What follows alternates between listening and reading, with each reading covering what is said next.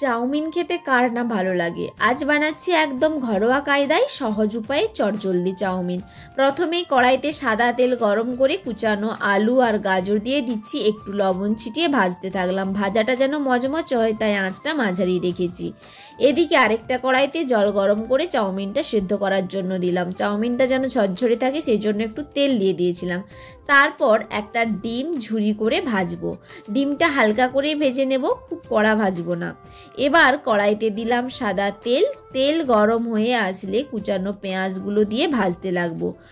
পেঁয়াজগুলো হালকা বাদামি রঙের হয়ে এলে সেদ্ধ করা চাউমিনটা আমি আস্তে আস্তে তুলে দিচ্ছি কড়াইতে। এখন দেব একটু ভিনিগার, সয়া সস আর চাউমিনের মশলা। এবার দিচ্ছি আগেই ভেজে রাখা ডিম আর ভাজা আলু আর গাজর। মাঝারি আঁচে 2 মিনিটের মতো সব কিছু একসাথে ভাজতে থাকলাম যাতে সব ফ্লেভার মিশে যায়। দেব একটু টমেটো সস, আরও ভালো করে নেড়ে নিলাম। সব শেষে চাউমিনটা পরিবেশনের জন্য প্লেটে তুলে নিয়ে উপরে দিলাম আরেকটু সস আর কুচানো শসা পেঁয়াজ। তোমরা চাউমিনে কি কি দাও কমেন্টে জানাও।